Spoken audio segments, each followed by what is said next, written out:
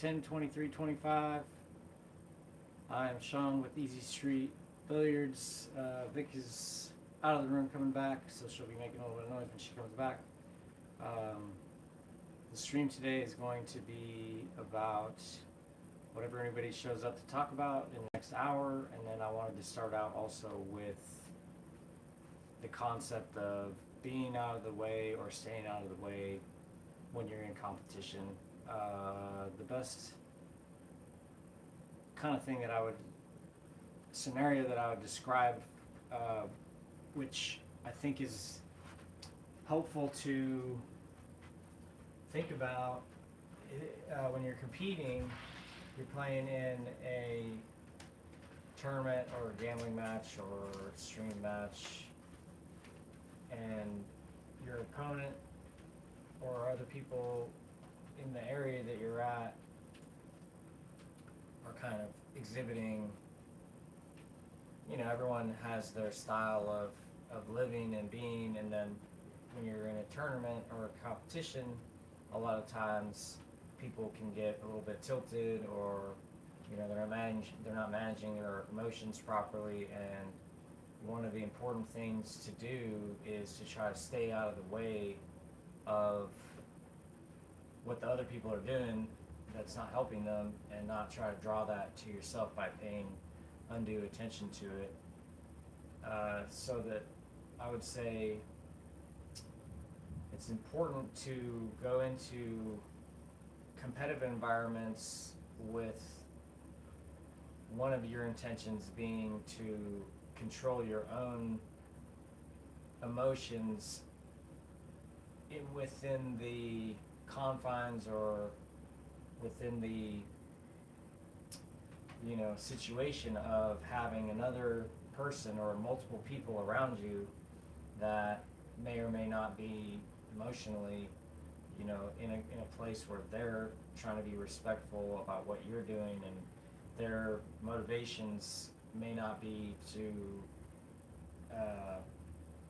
at that moment when they're being tilted or whatever, they're going to go off the rails, and they may say something inappropriate, or a situation may escalate. There may become an argument over like a hit or whatever, or someone wants to call a referee for a rules thing, and then a lot of different emotional things can come into play there. And one of the important things to do is to just realize that when you're competing, you want to save your strength, save your emotional, capacity, your gas tank, for the purpose of performing. And one of the things you have to do is you got to use some of your energy, just recognizing when other people's energy is conflicting with what your energy wants to be, and that you're going to constantly be having to kind of manage and keep checking back with your own emotions. If you start to reciprocate negativity that other people are involved with, then it's just going to draw that negativity onto you. And we want to try to have as much positivity in our game as possible. So one of the things that you kind of want to learn how to do at some point is learn techniques to deal with certain different recurring situations, so that you can more easily deal with those things. As you develop your pool game and you get better, what ends up kind of happening, at least my experience as I improved over time, is that people have a lot more highly charged emotions when they're playing against someone that plays pretty solid, I would say, versus like if you think, oh, my opponent is, maybe that your opponent is not very good. Say you're playing in a league match and you're like high-rated player, you're playing against a low-rated player, and maybe it's not a handicap, and you don't have to worry necessarily that they're going to win, so there's no pressure on you, so then you can just be untriggered, but then if you're playing against a higher-rated player, a better player than you, maybe you're playing in like an end of session tournament, or you're playing in a in a team event, and now you're playing against their top player, and it's just a one-on-one thing, then the mindset going into that for most people is going to be completely different. They're going to be, thinking about things differently, and kind of the better you get at pool, the more you deal with other people's negativity surrounding the fact that one of the things that they're really trying to do is win, and the better you are, the harder that is. So you're like basically going to be constantly conflicting just by existing with what they want to get out of what they're doing. So you have to realize that you are the enemy to some people, and that you have to deal with that, even though you yourself may not feel like anyone is your enemy. When you're competing, I think that a lot of people play like myself. I play for the art of the game, and I like the competition because it teaches me how to deal with uncontrolled environments, and then still be able to perform and learn how to fade the distractions, focus on what I'm doing. And this kind of thing is actually in the same vein of that. Is like part of the exploration of pool is if you get into competitive pool, now you have to deal with the other player, and there's all kinds of different, everyone is cut from a different piece of cloth. So it's kind of where you just have to know that over time you're gonna encounter a lot of different personalities, and each kind of generic, I would say like broad sweeping personalities, there's only so many different variations of people. Each person has combinations of different personality traits, and once you kind of have a feel for how you deal best with each one and each different scenario, now when you go to a competition or a competitive environment, you have more tools to use to keep yourself from being triggered, so that you can play at your highest level and perform. And that's one of the skills that you have to develop as you continue to go forward. And then even beyond that, then you start having to deal with people that have like, a victimhood mentality, maybe, where they start telling you to take it easy on them and all that other stuff. And then and truly in competition, um, I don't see the purpose in being merciful. The point of it is to do your best, and it's a productive use of your energy to try hard and play pool and try to win. I wouldn't say necessarily that like missing on purpose or like taking it easy on someone is useful in a competitive environment, because if they signed up for the tournament, they signed up for the competition,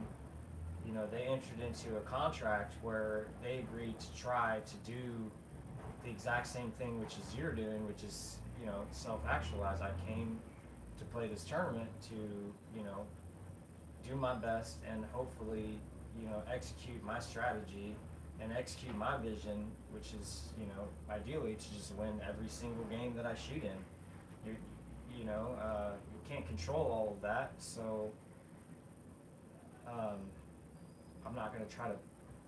take it out on my opponent if they're playing well. I think that is borderline, or maybe just outright poor sportsmanship. And one of the things that you aren't in control of is their level of sportsmanship. So you kind of have to just be like, well,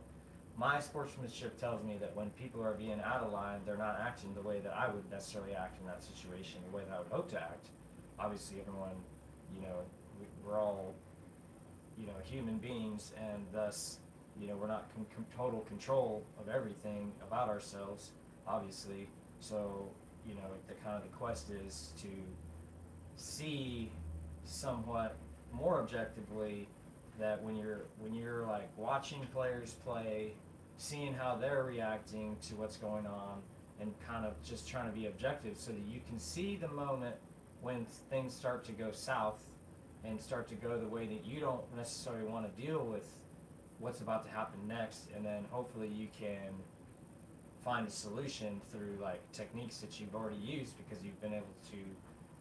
de-escalate situations in the past, or just learn how to just shut down and just not respond, because in a competitive environment you don't have to interact with your opponent when you're playing pool, hardly at all. If there's like a discussion about the rules, ideally everybody knows the rules of the game that they're playing, and if they don't, then it's a lot of that's on them.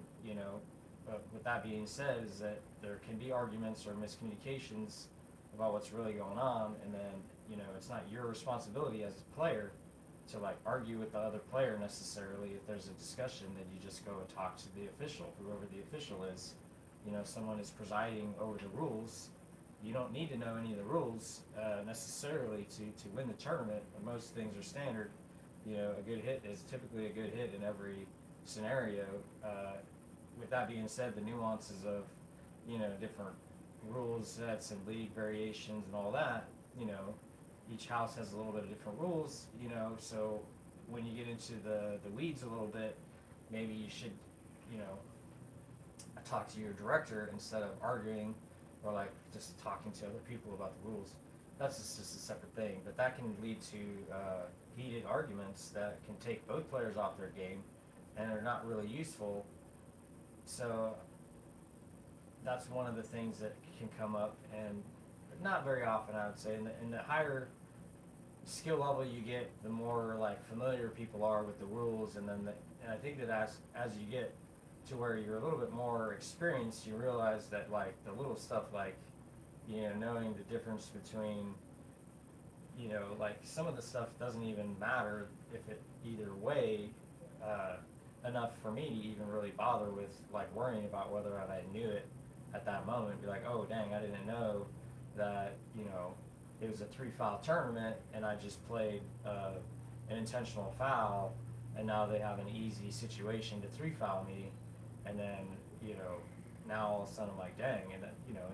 maybe I lose a game from that, and maybe it costs me the match. But at the same time, typically you're going to make far more mistakes, and your opponent are going to make far more mistakes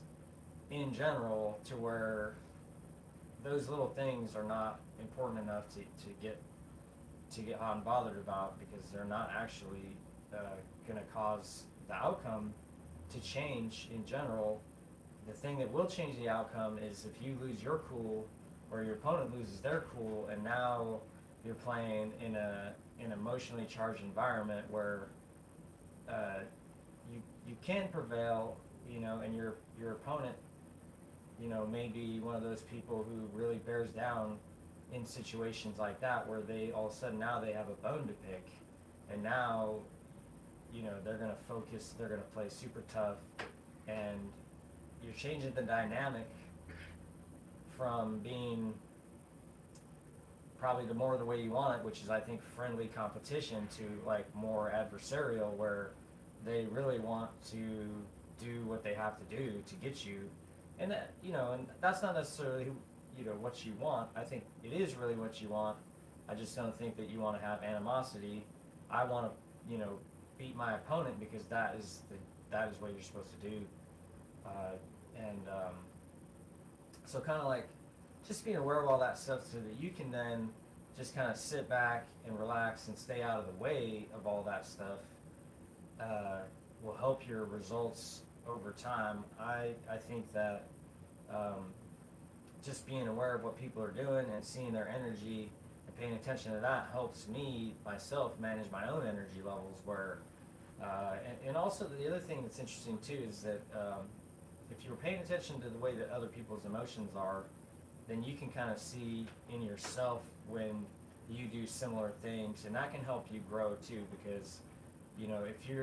you pay attention to other people with the purpose of you yourself growing as a human and as a player, then you can watch other people's behavior as a signal to see whether or not you yourself are using those techniques, and then seeing whether or not there's really an advantage to all that extra energy usage. When people start getting emotional, they start like focusing on things that are not necessarily directly impactful, other than that it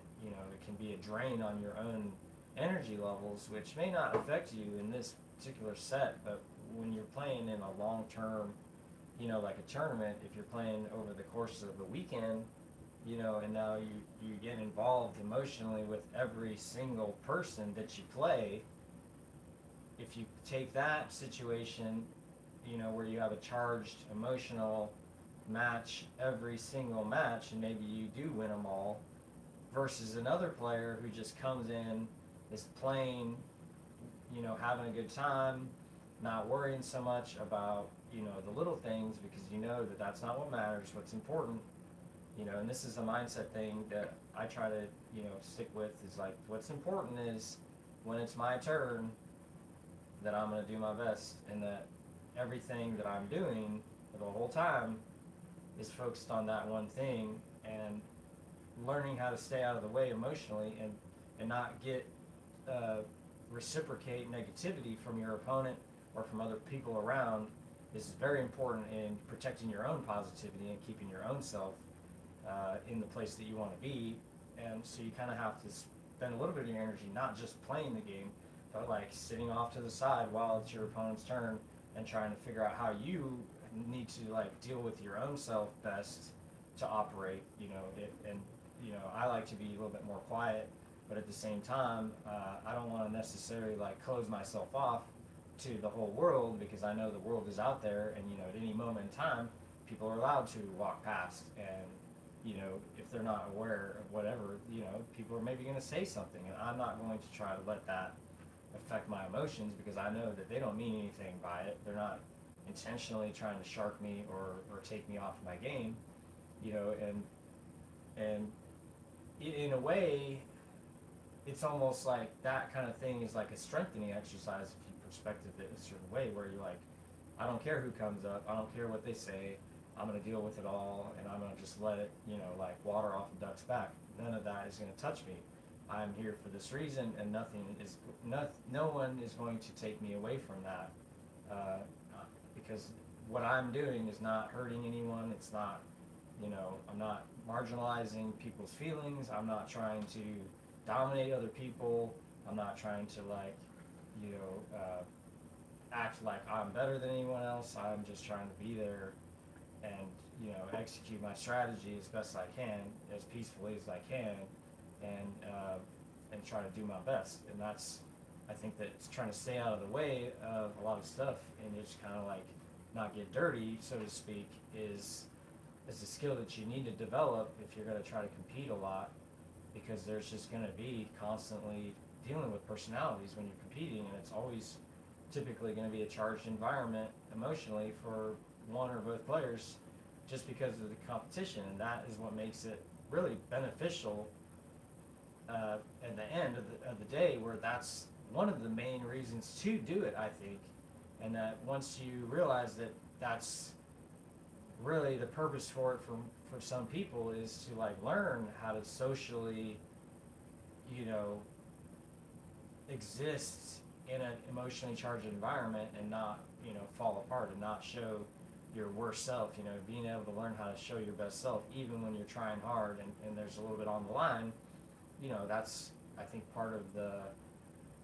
goal is to just get more solid emotionally, get tougher emotionally, and realizing that these things are going on is kind of the first step towards kind of like analyzing how you're operating within these environments, and then perhaps reduce, your wasted energy, and increase your own productivity with your kind of like process that you go about competing. So kind of like by being mindful of the fact that, you can get trapped in a cycle with somebody else, and then that can hurt you, is an important thing, because that's one of the things that can stop you from doing well in a tournament, is just having a bad match because the other person's attitude just did not gel with your attitude, or maybe you get triggered by particular types of behaviors, and they're not, those behaviors, if they're not specifically disallowed, and you get triggered by it, it's just going to affect your performance negatively, and there's really nothing to be done about it other than learn how to not be affected by that, so that then you can continue on your merry way. Yeah, and I don't know how much more I need to say about it. I think it's pretty obvious when you start realizing that, if you get trapped in an emotional war with someone while you're competing, it's not going to make it easier. You know, you might think so. You know, maybe you'll get through that set, but then you're gonna, you know, any adrenaline that you use to like make yourself get there is just adrenaline that you won't have when you need to, when you need it, which may be in the next set when you play a top player in the tournament where if you come with that, your max, you know, energy, you know, yeah, you might deplete yourself, but it could allow you to play over your head enough to maybe pull out a victory, you know, and then if you had burned that energy competing with someone and then you got into an argument and now you're just like worn out and tired and strained and thinking about that whole interaction while you're playing against the best player in the room, it's likely that you're going to have a worse result than if you had just, you know, let that go. Because I think that partly the better players in the room are already understanding that they can't waste their energy arguing with people or like being some sort of way emotionally. They need to be there, present, ready to win at all times, because, you know, if you're not focusing, you know, who knows what's going to happen when you hit the ball. You have to learn how to focus, and part of that is like when you're not playing, you have to learn how to be relaxed and still have focus so that you can then switch gears and turn the switch on when it's time to play. I think that's all I have to say about that. Do we got anything? I saw somebody. Nope. No, there's just people, like, there's people on, but there's nobody sitting. If anybody has anything that they want to talk about or want me to talk about or a question to ask, please feel free. That was pretty much the end of what I wanted to talk about to start with. So I was planning on maybe hitting a few balls, and then around 11 o'clock we're going to end the stream for today. Vic, what do you think? You got anything? Let me think on it for a minute, and then I'll get back to you. Gotcha.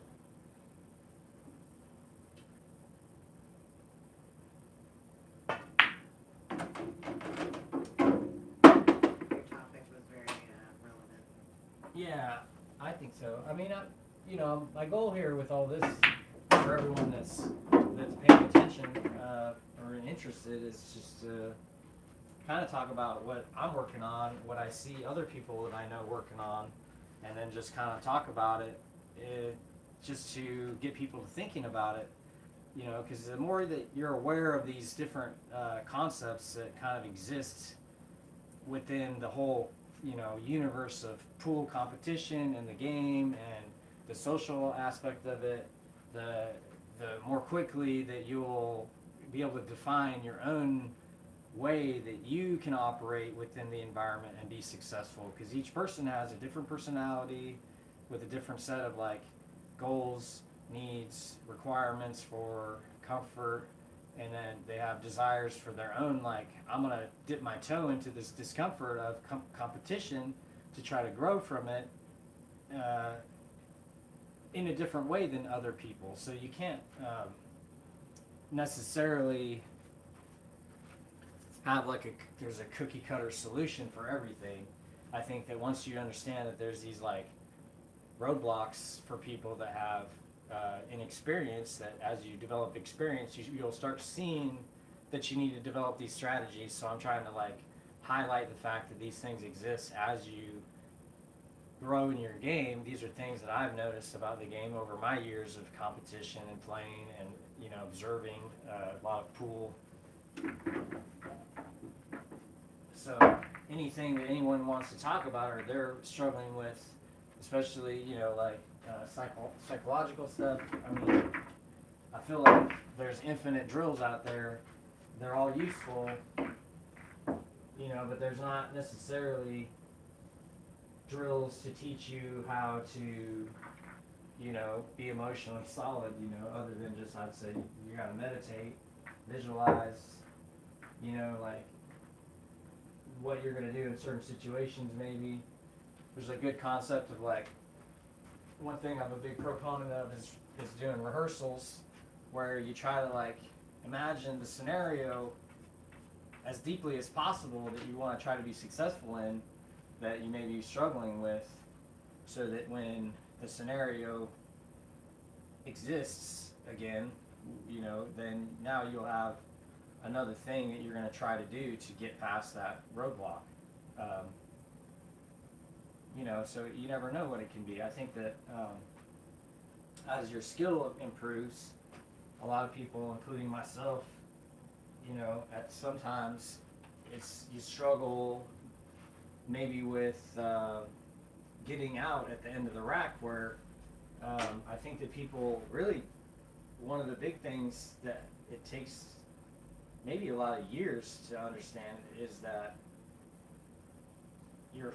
energy level throughout the rack can change because of the actually just walking around and hitting balls and expending like mental energy and all that, and that you got to develop like a higher capacity for learning how to focus longer without using as much energy by streamlining your process. And then the other thing that I think is helpful to do is to kind of like, as part of your playing process, is to develop strategies that you use to keep your energy managed properly and not allow yourself to get either too quick or too slow, and be able to kind of ride the energy properly to where when you're feeling really good and you're really like you understand like how the table is playing very well and you're loose and the environment is comfortable and then you're playing good, it seems like those moments you're going to be able to just see the shot more quickly and just move through the rack more easily, and it comes more freely. And that's true, except for the thing that can happen is when you start to play a little bit faster is you don't realize that actually you're upping the physical intensity of what you're doing by whatever the factor of the extra speed that you're using to play. And if you don't have, like max cardio, you're going to get more tired actually because you're playing faster, and thus you're actually increased your intensity level beyond what maybe your breathing is, because maybe if you're like ritualistic about your breathing and you're trying to breathe at a certain rate all the time, and now you start playing faster and your breathing is slower, now you're actually depleting your oxygen levels, you're depleting your muscles and all that without really realizing it. And then by the time you get to the end of the set, you're actually out of breath physically, like cardio, from not breathing enough to compensate for how much energy you're expending actually running the rack out. And over time, that becomes a big issue because you need to like learn ultimately how to like manage your energy level very finely tuned for like hours at a time. Early on, you might, like 30 minutes to an hour is like the length of a set. You got to be able to focus for that whole time, ideally, and then you can will get your max, success rate will be up higher if you can like learn how to just focus and manage your energy better, and understand what you need to do to regenerate and become more sustainable, and not have a system that requires you to like stop and take a break before you can continue to play. Ideally, you should be able to rest while you can and then use the energy sparingly and try to manage that so that you always have that reserve tank, because then you're never really feeling like you get too tired. If you play a long tournament, 2 days, and you're not in shape, and then you're playing hard the whole time and you're straining the whole time, it's very difficult to get to the end. You don't have the stamina or the reserve necessarily, and then on top of that, with your playing style might actually be depleting your energy to the point where you burn out, and obviously if you have like, you do things, that take your energy away, like maybe you drink alcohol, now you're going to be metabolizing that, and that drains your strength, or even drinking like coffee and stuff like that can increase your anxiety level, and then that creates tension in your muscles, and then that tension over time, although you think it's helping you, is maybe like a double-edged sword in one way, because now you have to manage the chemical balance of the caffeine, where over time, you know, you start to not feel it as much, and then you want to re-up to get to back to that high place, you know, so that you can like really feel like you're in the zone. And now you've like created a whole nother thing that you have to manage, you know, because I think as you start to get better, you realize that you want to be more consistent with everything, including your energy levels, and learn how to manage everything more specifically, just to get through a rack of pool. And then as you continue from that, more and more racks, and then eventually you can like just play forever without really worrying about how long you're going to be there, because you're not doing anything while you're playing that's so tough that you're going to get worn out from it. And a lot of that's just experience, realizing that, like, you know what, one of the things that I really started kind of leaning into is just not worrying so much about the outcome of a single shot, because I know that worrying about it is just going to reduce my energy. So somewhat you just have to be like, you know what, we're just out here to have fun. And obviously I think everyone realizes this, that, you know, when you're enjoying yourself, it's going to be easier, you know. And then I think a lot of it comes down to like, well, what can I learn, you know, to enjoy that's going to make me more successful, I guess is a good thing to say. And it becomes kind of a challenge there, all separate from, and it can actually take you into a place where you're not concerned so much about your opponent. If, you know, back to the staying out of the way thing, if you like prioritize what you're doing in such a way that, you know, it doesn't matter who your opponent is, or even that you have an opponent, that you're incorporating like, oh, when I have an opponent, then I have these things that I'm working on, and then all I have to do is just be aware of those things. I don't necessarily directly have to try to like control it. A lot of it is just creating awareness of a thing, and then it naturally gets learned how to control it on its own. You know, once you set the task to your subconscious, then naturally you're going to notice things that you've directed yourself to notice. So a lot of it comes down to staying aware, not so much trying to control or do anything about what's happening. It's more about realizing that most of the time we don't have to do anything about anything, but we do because we feel like we need to, and that actually doesn't always help us get what we need. If you know, when you're playing pool and you're trying to win a match, you can only win when it's your turn. Everything else that's happening, you should be preparing for that moment to where you can win. The rest of the time, you should be just saving your strength, which is why I say staying out of the way emotionally is huge, because you're saving your strength so that when you come to the table, you can run the balls. And, you know, and that, you know, if you're stressing over the outcome of your opponent's inning, now, you know, maybe they ran a few balls and it looks like they're in position to win, and then they miss out of the blue, and you had already like run the scenario in your mind that you had lost that rack, and now you're like, oh, well, what am I going to do next, you know, after they win? And then all of a sudden now they miss, but the ball is actually pretty tough, and now you're like, oh dang, not only did I think that I was going to lose, so you kind of put yourself in a mindset where you've lost, but now you actually are faced with a difficult shot, which then is like easier to miss, of course. And then if you've had that prior negativity that you of like envisioning a poor result, you know, now you've like made it tougher for yourself to like come back to the place where you can actually make that ball, by just kind of like not worrying so much about what your opponent does, knowing you have zero control anyways of anything. You just here watching, and you don't even have to watch. You just have to look back once in a while and make sure that it's not your turn, you know. And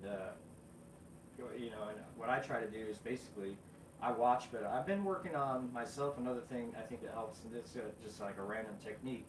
is one thing I just found out recently is about like when your opponent's playing, you can actually pretend that it's you playing and that you're making all these shots, so that when your opponent shoots the shot and it goes, you don't think about it in the sense that you were losing. You're actually confirming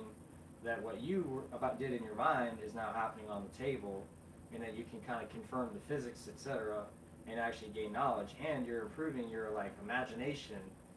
and you're rehearsing your own successes in your mind while your opponent is at the table. And now, so you're being productive in a way where you're training yourself the whole time you're playing. Each shot your opponent shoots, you're training yourself to be more successful for your next inning, and you're actually aware of the table conditions, because part of the strength of your visualization is that you're going to see the balls roll versus kind of like seeing the lines or whatever you start out with. You know, I try to visualize the exact shot, and I can't remember before I started doing that enough as much as far as like how I used to visualize things. You know, I think there's like a period of time where you're trying to like use measuring your cue ball, you know, tip position, etc. You know, when you're like using English, and then you start graduating more towards feeling exactly where you need to hit to create the spin that you need for the shot you're about to shoot, more so than being like, oh, I gotta like correct for the throw and the squirt and the swerve on this shot so that I can hit that spot, versus like the reps that you put in over the years tell you that the ball is going to go a certain way, it's going to swerve and do all the stuff just like it does, because like all the you know, the physics knowledge and the calculus that you can use to calculate the exact path of the ball, that the whole purpose for that is to describe a thing that you're actually seeing happen, and you don't need to use all that math to see what's exactly happening, and that over time you can just replicate it without knowing that. It's just like, you know, if you're torquing a nut on a wheel and you've done it 1,000 times, you can get to 35 psi just by like pulling it and knowing that's how hard it is, versus having a torque wrench that measures it and then going to that 35 spot every time. After you've done it with the torque wrench so many times, you can just do it without one, and then you know that you're close, and you can verify it if you like to. But as you become a master of that particular strength, you don't have to test it anymore and to verify. You know that it's right. And with a game like this, you know that it's right when you shoot the shot and it does what you wanted it to do, and then all the information that shows you that you did it wrong is just there for you to use to help you.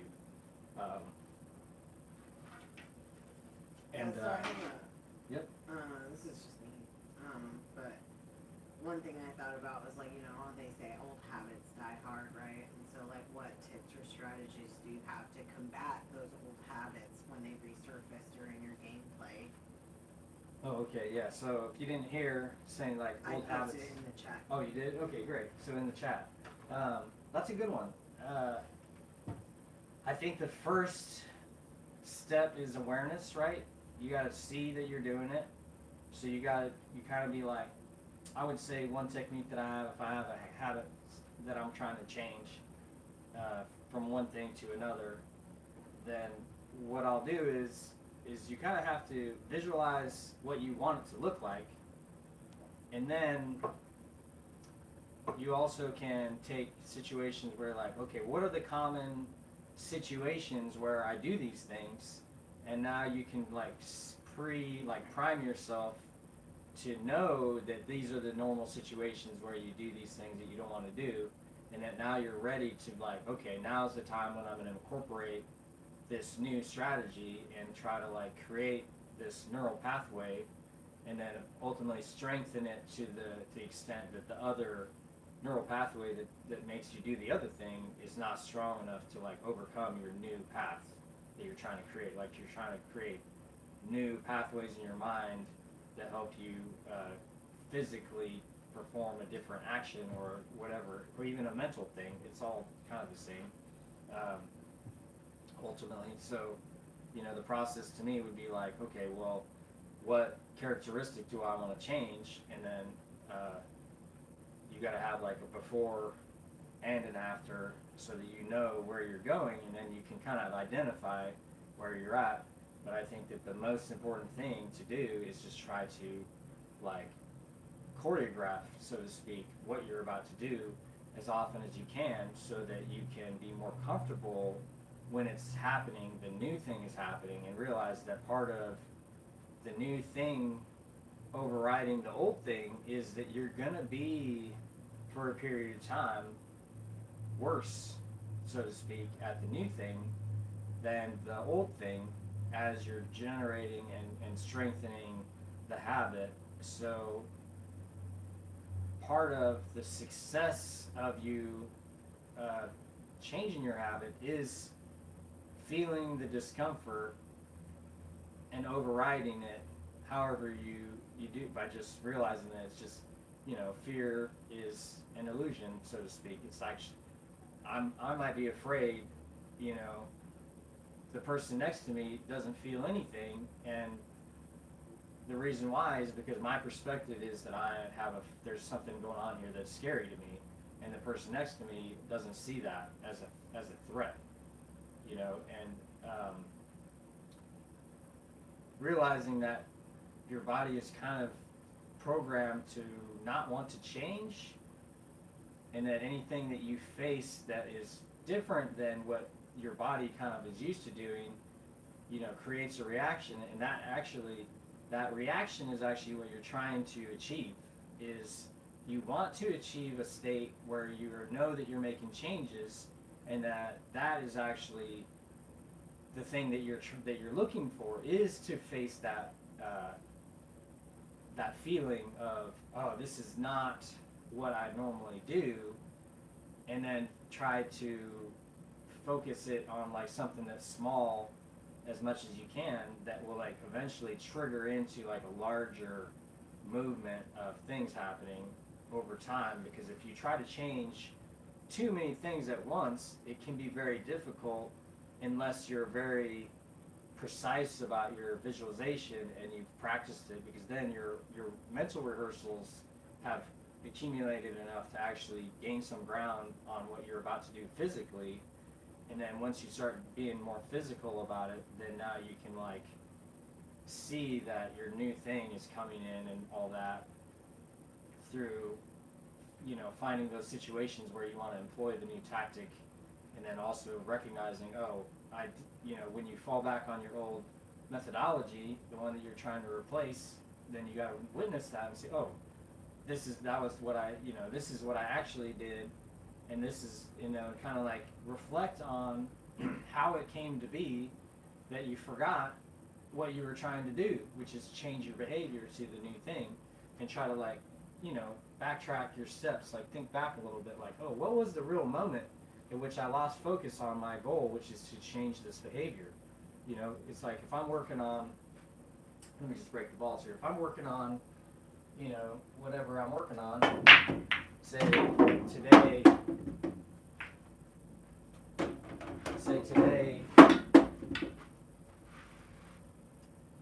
I want to, I don't know, work on my step in. So today I'm just going to like step in and really like focus on maybe my starting cue ball distance away. So then I will just, all I have to do then to be successful today is just, get my cue ball like where I want the distance between myself at address. And then now every shot I shoot, as long as I do that, then I'm successful. So then I know that if I don't do that, something caused me to not do that, because that's all I've told myself that I have to do, right? So now the goal becomes, if I'm not doing that, why am I not remembering to do it?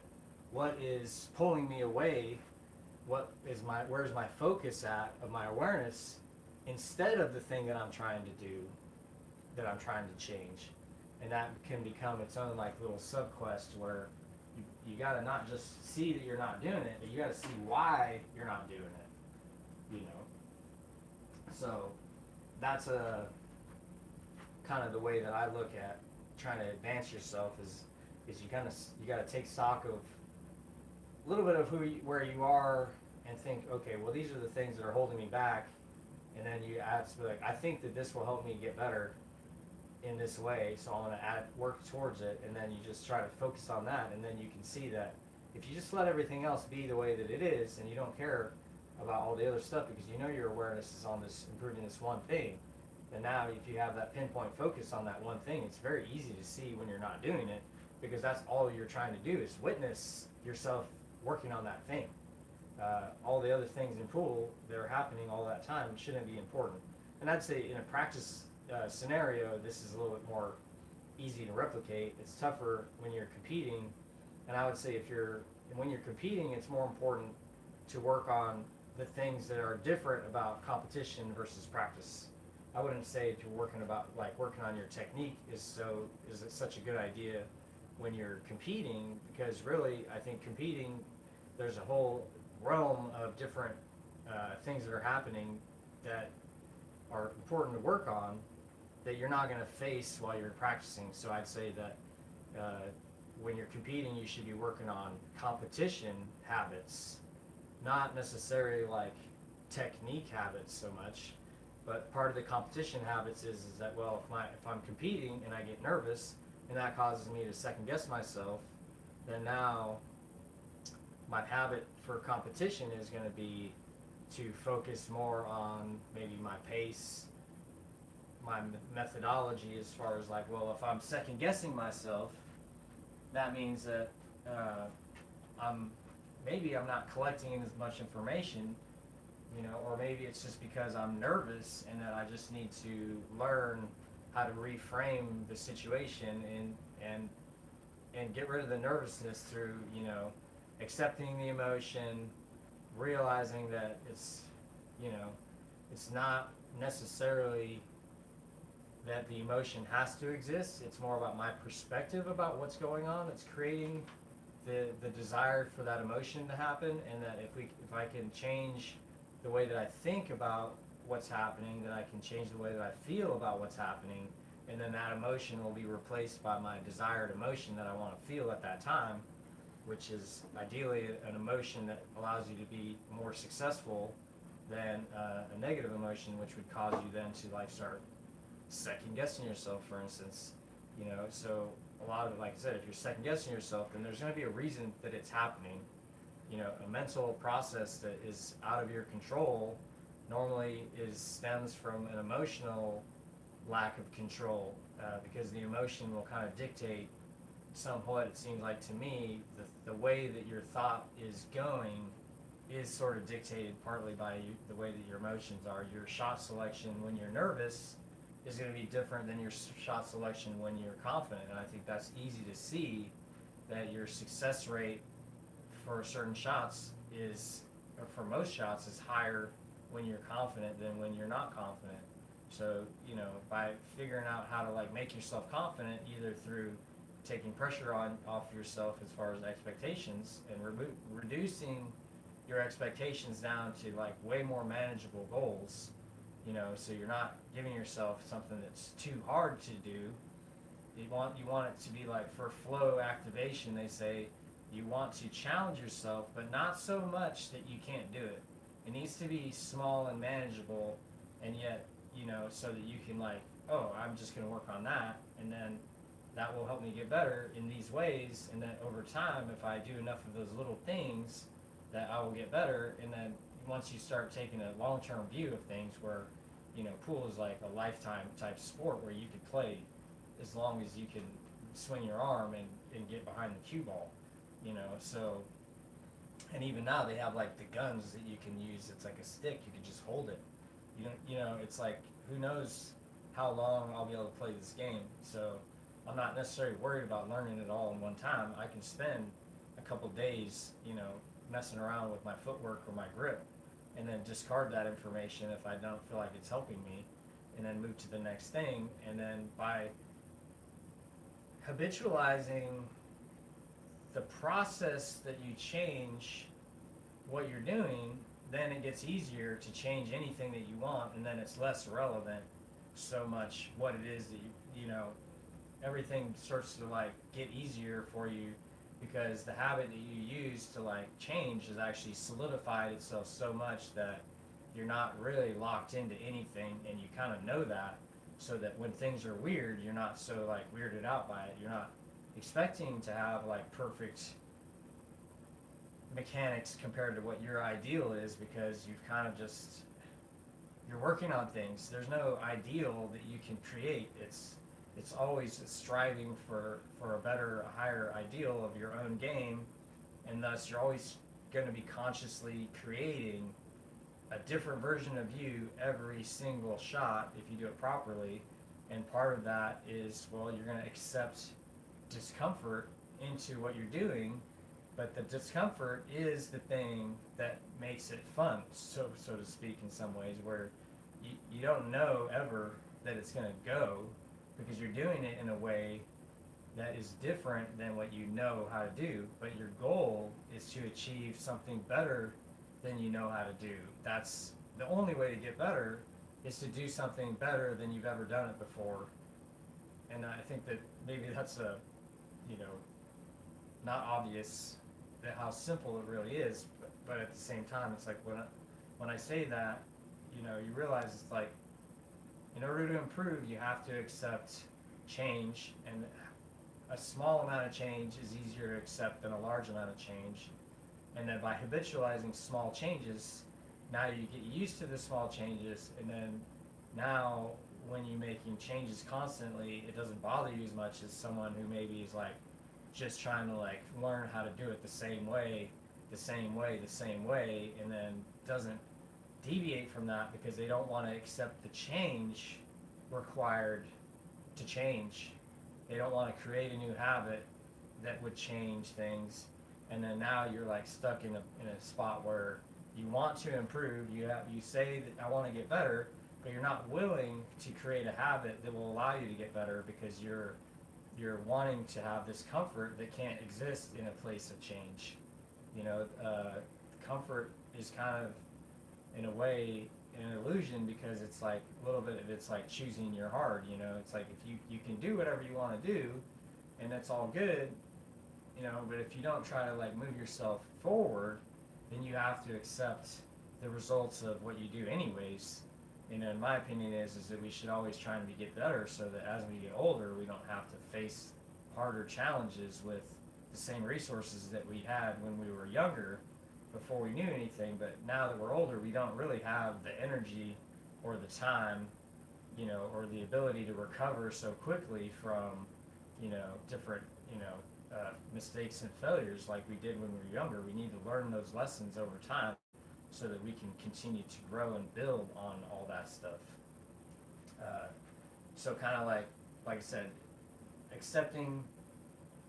you know, it's in identifying who you are, your habit that you want to change, so that you can like, okay, when I'm doing this, that's old me, the new me is looking like this, and I know that the new me, in order to get there, there's like a little bit of, you know, you need to have a stimulus in there that's gonna like, you know, rub a little bit of a part of you a little bit raw while you figure it out, and then once that like figures it out, okay, now I got that, you know, and now it's starting to get normalized, and now you don't feel that discomfort anymore. Now that's the time when you gotta pick a new thing. And then what you basically do is, then once you move away from the thing that you were trying to change, after you've affected some permanent change, hopefully, you go away from it, you pick something else to work on for a while, and then what you do is you pay attention to the thing that you had changed and see how it's working when you're not directly trying to affect it. And then you'll see, oh, some of the time you will have it locked in and it will be working, and some of the time you'll have to go back to it. And that's just a part of it. It's partly also is you got to cycle through and look at different things, and then just kind of like identify, you know, objectively what you want to change by kind of like taking an inventory of your skill set, or like, you know, your body movements or your mental habits, etc. Anything else? No, you got 4 minutes though. I got 4 minutes. All right.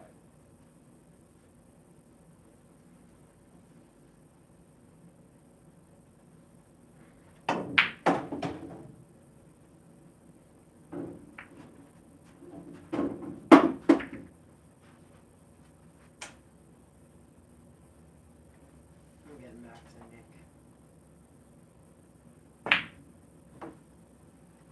What's that in? I said I'm getting back to Nick right now. Oh, okay. And he said I'm booked with the director of operations for the pool tour on Nice. 9 o'clock on 21st or the 20th, whatever that Friday is.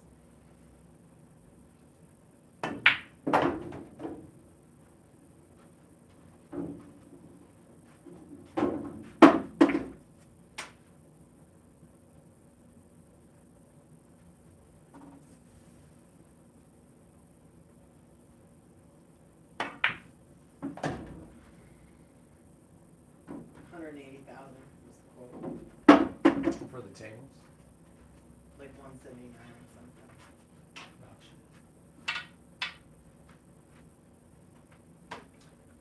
Gotcha. Well, I guess guess if nobody else is on or anyone wants to say anything, then we're probably just gonna cut this short. Not really short, but be done for today. And like as always, you know, if you like this content, you know, like, subscribe, share, contribute. You know, your questions so that I have stuff to talk about. Again, we have a school group community which we're growing. The link is pinned in the chat. Link is pinned in the chat. If you have an interest in that, you can sign up for free. Join in the discussions. I'm posting like relevant links there. If you can go to our website, check it out.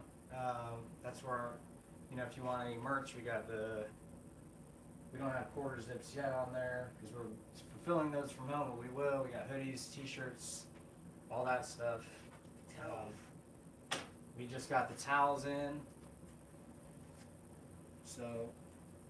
Check it out. yeah, check it out if y'all want to support the store. You like the style.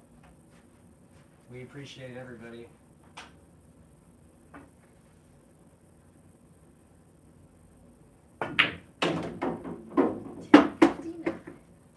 All right, everybody, have a great one.